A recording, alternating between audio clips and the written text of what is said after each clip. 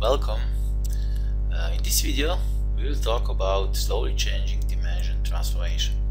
The slowly changing dimension transformation controls insert and updating of records in our data warehouse dimension tables. For example, you can use this transformation to control inputs and updates records in our dimension table in our Adventure Work DW 2012 database with data from our production product table, from our OLTP Adventure Work 2012 database, and you can use different types to control those updating and those inserts. And in this video I will show you how you can do this. Okay. Slowly changing dimension transformation supports 4 types of changes. Changing attribute, historical attribute, and fixed attribute. Also they are inferred member, but about this type we will talk about this type we will talk in some future video.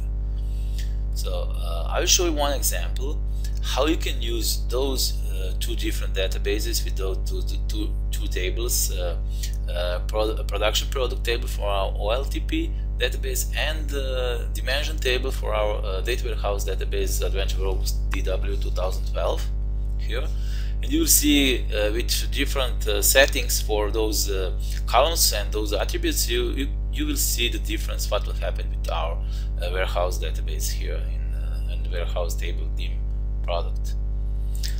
Let's get started. First of all, we'll use data flow task and put on the form, double click it, and now we'll select our source. Our source will be, as we said, Adventure Work 2012, our OLTP database. Okay, just a second. Adventure Work 2012, okay. And we'll choose our production product table.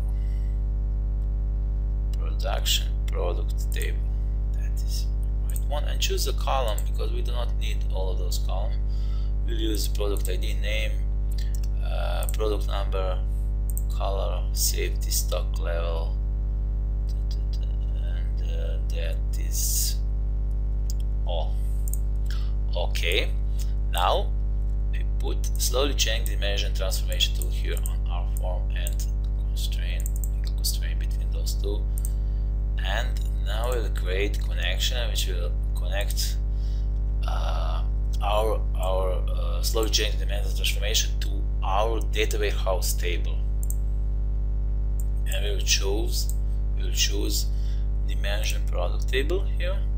And almost all of those columns already mapped, but we should check here if you can see here a English product name. We have column name in our production table, and also we have alternate key, some product alternate key here, and this will be our product number, and we'll use this as a business key. I will show you later what is the connection between those two.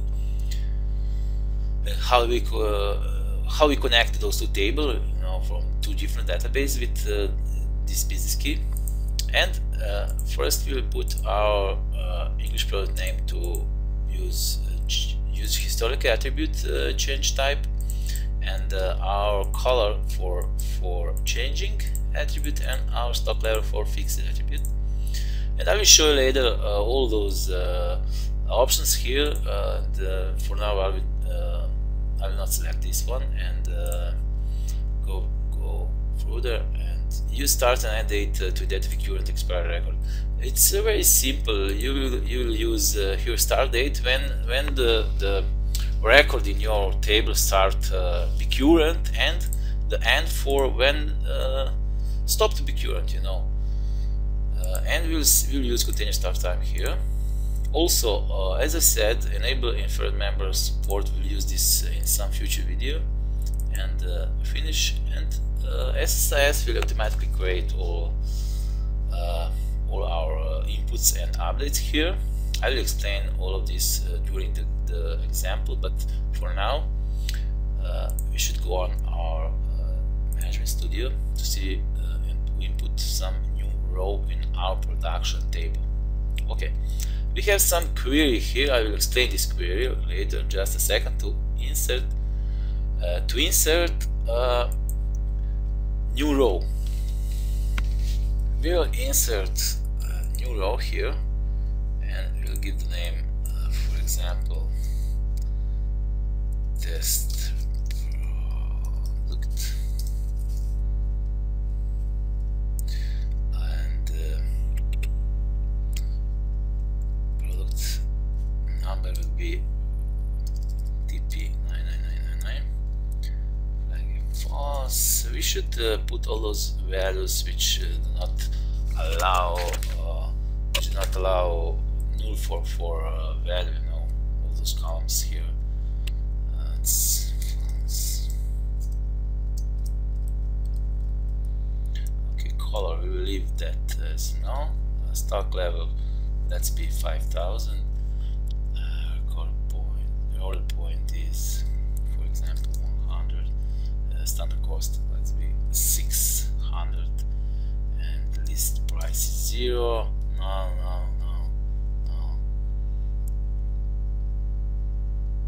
Okay, date manufacturing 0. We'll use the same date as we have in other products in this table, and that is that. We insert the new row here. Close this, since we know already our product number is TP949, so we could select here OK. Now you can see here that we have two queries. First query get data from our AdventureWorks 2012 OLTP database production product here, and the second one is our warehouse dimension table, AdventureWorks DW 2012, and it's a dim product table, dimension table. You can see here we put the new product in our OLTP database, and we don't have any value still in our warehouse table. And what will happen if we execute this project here? Just a second. You can see here that we have a new output here. One row is inserted in our warehouse table. You will see now, if we execute again this query here, we will get the new row with the end date value null. What that means? That means that is the current row in our warehouse table. For example, in this case we have a product name as historical attribute settings here, and for any changes here of our product name, we will get the new row, and I will show you how. If we, for example, update here AdventureWorks production product with some new name, now is the test product. We put the test product new here for TP49 here, product number, and if we execute this, we have one row affected. And you can see now that there is a change in name in our production table here, production product table, but there is no difference in our warehouse table. But if we execute again this project here,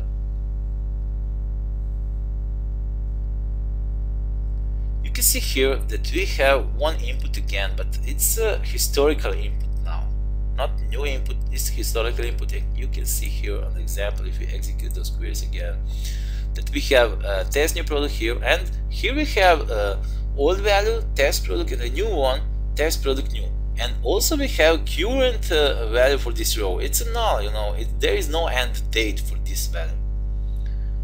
And if we try this again, for example, value product new test product new 2 and update this, it's one row affected. And if we execute again our project here, you will see again one input for historical value here, historical attribute inserts. You can see here, if we execute now, you see that we have 3 rows now, and the last one is the current now. You can see that all those two before have end date value, and the last one is still new. And it's it is the behavior for all the settings for historical attributes. Now if we try to update or change attribute of color, because we put our color value of our column is changing attribute, you will see what will happen. We'll try color is now is null, value is null, but we'll try to put red for color. But you will see for changing attributes we have this line here, and we use OLEDB command, and OLEDB command use SQL command to update that row, particular row. You can see that this query here, update row with value and date, is null. That means that update only last value, only current value. And you will see now how. We'll select this and update this, and one row affected. If you execute, still nothing, it's still null, but you can see now OLTP database value is red in production product table. And if we execute this again, we should get one row for right side of our query or of our project here, and you can see it's right, you know. And if we execute query again, we get a red value for the last current row. Now during the settings, our slowly changing dimension transformation, you can see that there is an option changing attribute that you can check this, change all the matching records including outdated records where changes are detected in changing attribute. What that means? That means that if we change this, activate this, you know, check this, we will change all those values in our warehouse table. You know, if you have 10 rows will be red. You know, for the same alternate key, for the same product alternate key. Okay, now the last one is fixed attribute. If we try to change our fixed attribute is connected with our stock level 500. For example, we want to put 666 and execute. Visually nothing happened, everything stayed the same. Just in OLTP safety stock level changed on 666, but in our warehouse databases we have fixed attribute here value, and because of that it stay as old 500 value. Nothing changed. But if we execute now, there is also you will see visually nothing, but I will show you how you can change this. For example, still is the same, everything is the same, nothing happens. You can see here stayed 500. But if we change this option here, fail transformation if changes are detected in fixed attribute, and just confirm that and execute again, we'll have error on our slowly changing dimension transformation. Here you can see that, and that will be all. We talked in this video. We talked about 3 different types of attributes in our slowly changing dimension transformation: historical attribute, changing attribute, and fixed attribute. And I'll show you an example how you can use our slowly changing dimension to transfer and control transferring data to our warehouse AdventureWorld 2012 DW database. And that will be all for this video, and thank you for watching.